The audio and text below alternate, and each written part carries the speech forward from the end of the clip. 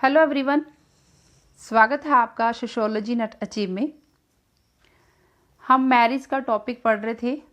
उसमें हमने मीनिंग, उसकी डेफिनेशन और उसके एम्स, उद्देश्य के बारे में हमने पढ़ लिया है। आज जो हम टॉपिक करेंगे हिंदू विवाह, हिंदू मैरिज।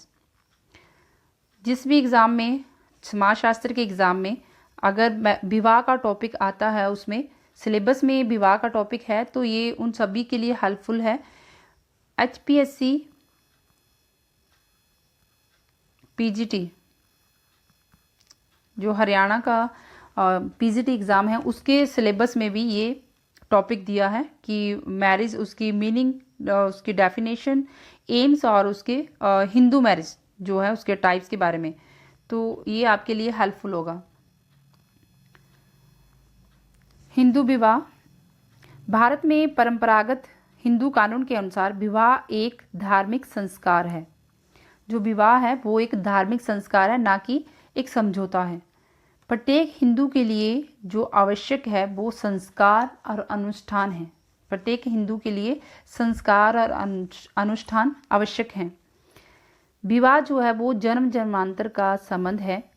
यह संबंध पवित्र और आजीवन काल चला रहता है, मृत्यु के बाद भी चलता रहता है। वो व्यक्ति मर भी गया होता है, फिर भी उसका जो जब उसको याद किया जाता है, उसका ना उसके साथ कोई ना कोई संबंध होता है। तो धर्म, प्रजा और रति के पूर्ति के हेतु धार्मिक कृत्यों द्वारा संपन्न एवं प्रथा द्वारा मान्य एक स्त्री और पुरुष का विधिवत संबंध ही हिंदू विवाह है। जो हिंदू विवाह है उसका जो उद्देश्य है, धर्म, प्रजा और रति के द्वारा जो इन धार्मिक कार्यों की पूर्ति के लिए प्रथा निभाई जाती है, ये विधिवत रूप से संपन्न किया जाता है। वो क्या है? हिंदू विवाह है। KM कपाड़िया ने हिंदू विवाह को एक संस्कार कहा है। KM कपाड़िया ने इसके बारे में जो डेफिनेशन दिया है कि ये हिंदू विवाह जो है वो एक संस्कार है। PN प्रभु के अनुसार हिंदुओं के लिए विवाह एक संस्कार है। अतः विवाहित पक्षों का परस्पर जो संबंध है वो पवित्रता से भरा होता है, ना कि समझौते से। PN प्रभु के अनुसार है कि ये एक संस्कार है, जो विवाह हिंदुओं का वो पवित्रता से भरा है, समझौते से नहीं। कपाड़िया के अनुसार जो हिंदू विवाह एक संस्कार है वो एक धार्मिक कृत्य भी है। जो अंतः विवाह पाया जाता है भारत में, उसके पीछे यह नियम होता है कि प्रत्येक समूह अपनी पहचान बनाए रखने के लिए, इसकी शुद्धता को अखंड बनाए रखने के लिए उसको बनाए रखता है अंतः विवाह को। रविंद्रनाथ मुखर्जी के अनुसार कुछ धार्मिक संस्कारों के द्वारा समाज से मान्यता प्राप्त कुछ धार्मिक संस्कार होते हैं, उनके द्वारा समाज से मान्यता प्राप्त दो स्त्री पुरुष विधिवत मिलन ही हिंदू विवाह है। जब स्त्री और पुरुष मिलते हैं, उनका धार्मिक संस्कारों के द्वारा उनको मान्यता दी जाती है, वो क्या है? हिंदू विवाह है, जिसका उद्देश्य धर्म कार्य, पुत्र प्राप्ति और प्रयोजन को पूरा करना होता है। हिंदू विवाह के उद्देश्य, हिंदू विवाह के कौन से स्वरूप हैं? पहले हिंदू विवाह के उद्देश्य देखते हैं।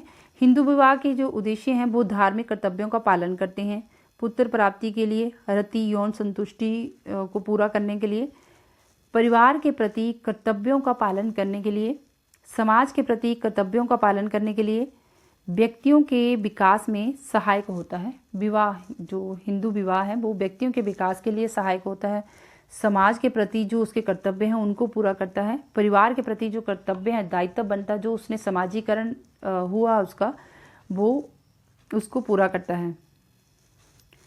डॉक्टर KM कपाड़िया ने हिंदू विवाह के 3 उद्देश्य बताए हैं: धर्म, प्रजा, रति। हिंदू विवाह के स्वरूप, जो हिंदू विवाह कितने प्रकार का होता है, हिंदू विवाह के प्रकार। मनु और स्मृतिकारों ने हिंदू विवाह के 8 प्रकार बताए हैं, जबकि वशिष्ठ ने 6 प्रकार बताए हैं। जो मनु है उसमें 8 प्रकार के विवाह बताए हैं। हिंदू विवाह जो है वो 8 प्रकार के होते हैं, वशिष्ठ में 6 प्रकार के बताए हैं। पहला विवाह है ब्रह्म विवाह। इस विवाह में कन्या के जो माता पिता हैं वो अपनी खुशी से एक विद्वान और योग्य वर को अपनी कन्या के लिए चुनते हैं।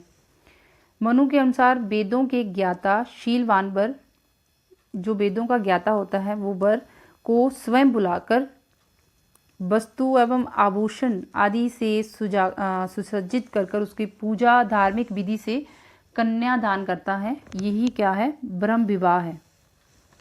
जो उसको वस्तु आभूषण देता है और धार्मिक पूजा करता है, धार्मिक पूजा क्रिया विधि के द्वारा कन्यादान किया जाता है, वो ब्रह्म विवाह है। दूसरा है देव विवाह। सदकर्म में लगे जो पुरोहित होते हैं वो दान के रूप में लड़की देना ही देव विवाह है। जो दान के रूप में लड़की को दिया जाता है वो उसको देव विवाह कहते हैं। गौतम एवं याज्ञवल्क्य के अनुसार वेदों में जो दक्षिणा देने के समय पर यज्ञ कराने वाले पुरोहित को अलंकारों से सुसज्जित कन्यादान ही देव विवाह है। जो दक्षिणा देने के समय, उस समय जो यज्ञ करवा रहा है वो कन्या को कन्यादान करता है, वही देव विवाह है।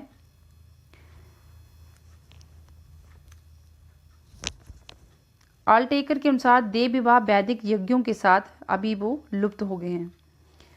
तीसरा है जब कोई ऋषि एक गाय और एक बैल, जब कोई ऋषि एक गाय एक बैल इनके दो जोड़े कन्या के पिता को देता है। जब कोई ऋषि एक बैल और गाय उसका जोड़े वो कन्या के पिता को देता है तो कन्या का पिता यह समझ जाता है कि वो ऋषि विवाह करने का उसने मन बना लिया है, तो वह ऋषि अपनी कन्या दान करता है।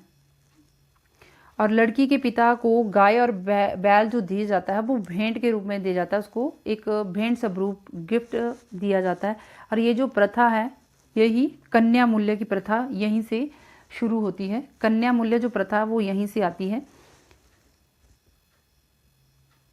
प्रजापत्य विवाह वर और वधू को वैवाहिक जीवन के संबंध में उपदेश देकर कि तुम दोनों मिलकर, प्रजापत्य विवाह वो होता है जब दोनों को ये उपदेश दिया जाता है कि तुम दोनों मिलकर गृहस्थ धर्म का पालन करना, गृहस्थ जीवन जीना, उसमें धर्म का पालन करना, तुम दोनों सुखी और समृद्धशाली जो जीवन है उसको व्यतीत करना।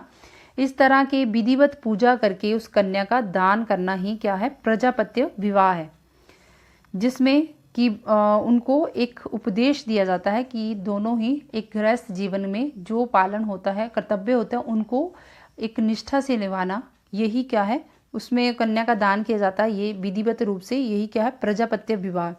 जो ब्रह्म विवाह और प्रजापत्य विवाह है उनमें दोनों में कम ही अंतर है। आसुर विवाह, इस विवाह में जो विवाह का इच्छुक होता है वर को कन्या के पिता को वधू मूल्य चुकाना पड़ता है। जो असुर विवाह उसमें कन्या के पिता को वधू मूल्य चुकाना होता है। गंधर्व विवाह, यह विवाह कन्या और वर के परस्पर, जब दोनों लड़का लड़की स्त्री पुरुष आपस में प्रेम करते हैं तो वो अपने माता पिता की मर्जी के बिना ही, उनकी आज्ञा के बिना ही वो एक दूसरे को पति पत्नी मानते हैं, एक दूसरे को स्वीकार करते हैं, उसको गंधर्व विवाह कहते हैं। काम सूत्र में गंधर्व के विवाह को आदर्श विवाह माना गया है। जो काम सूत्र है उसमें गंधर्व जो विवाह है उसको गंधर्व विवाह को आदर्श विवाह माना गया है। शकुंतला दुष्यंत का विवाह भी इसी श्रेणी में आता है। सातवां है राक्षस विवाह। शक्ति द्वारा कन्या का अपहरण करके, जोर जबरदस्ती करके उसका अपहरण करके उसके साथ विवाह करना राक्षस विवाह है। मनु के अनुसार युद्ध में कन्या का हरण करना, उसके साथ वैवाहिक संबंध स्थापित करना राक्षस विवाह है। श्री कृष्ण रुक्मणी अर्जुन के जो सुभद्रा का विवाह जो है वो कृष्ण की बहन सुभद्रा, उसके साथ जो विवाह वो इसका उदाहरण है। आठवां विवाह है पिशाच विवाह। जब कोई सोई हुई स्त्री, कोई मानसिक रूप से असंतुलित है, ऐसी लड़की जब कोई उसको चुपचाप से उसका जैसे बलात्कार कर देता है या फिर उसको भ्रष्ट कर देता है, तो ऐसा विवाह जो है वो पिशाच विवाह कहलाता है। ये जो पहले 4 विवाह हैं उनको स्वीकार्यता मिलती है इस विवाह को, जो अंतिम के 4 विवाह हैं उनको अस्वीकार किया गया है, वो विवाह अस्वीकार्य हैं। सत्यार्थ प्रकाश में ये जो 8 प्रकार के विवाह बताए हैं, ब्रह्म विवाह को सर्वश्रेष्ठ विवाह और प्रजापत्य को मध्यम। जो ब्रह्म विवाह है उसको सर्वश्रेष्ठ विवाह माना गया है और प्रजापत्य को मध्यम। आश्चर्य, असुर और गंधर्व को भी निम्न कोटि, राक्षस और अधम विवाह को भी महाभ्रष्ट माना गया है। डॉक्टर मजूमदार के अनुसार कि जो हिंदू समाज है वो अब केवल 2 स्वरूपों को ही मान्यता देता है, एक ब्रह्म विवाह को और असुर को। जो उच्च जातियों में पहले प्रकार का, निम्न जातियों में दूसरे प्रकार का विवाह का प्रचलन है, जबकि उच्च जातियों में जो असुर विवाह प्रथा है वो अब नष्ट हो गई है। अभी हमने जो हिंदू विवाह हैं उसके प्रकार पढ़े, उनके स्वरूपों को देखा, वो 8 तरह के हैं। जो 4 पहले हिंदू विवाह के 8 तरह के, विशिष्ट ने 6 तरह के बताए हैं। पहला है ब्रह्म विवाह, जो कि अपनी खुशी से विद्वान को कन्या के लिए चुना जाता है, एक विद्वान को। देव विवाह, जब कोई पुरोहित को दान के रूप में लड़की दे दी जाती है, दक्षिणा के रूप में कन्यादान किया जाता है, देव विवाह कहते हैं। आश्चर्य विवाह, जब कोई ऋषि उस व्यक्ति को कोई एक जोड़ी गाय बैल की देता है, तो वो व्यक्ति जो उसके लड़की का पिता है वो कन्यादान करता है। प्रजापत्य विवाह वो होता है जब लड़की और लड़का दोनों को उपदेश दिया जाता है कि वो अपने गृहस्थ जीवन का कर्तव्य निभाएं और उनका पालन अच्छे से करें, तो ये प्रजापत्य विवाह है। असुर विवाह में जब कोई इच्छुक वर कन्या के पिता को वधू मूल्य चुकाता है। गंधर्व विवाह, जब स्त्री पुरुष अपनी मर्जी से विवाह करते हैं, एक दूसरे को सहमति दे देते हैं पति पत्नी बनने के लिए। राक्षस विवाह वो है जिसमें मनु में बताया गया है कि जिसमें युद्ध में एक कन्या का हरण कर लिया जाता है, उसके साथ वैवाहिक संबंध बनाना राक्षस विवाह है। पिशाच विवाह वो विवाह है जिसमें जब कोई असंतुलित, मानसिक रूप से असंतुलित लड़की या सोई हुई लड़की के साथ यौन संबंध स्थापित कर लेना, वो भ्रष्ट विवाह है, इसको मान्यता नहीं है। So friends, thanks. अगर आपको वीडियो पसंद आए आप लाइक और शेयर ज़रूर करें।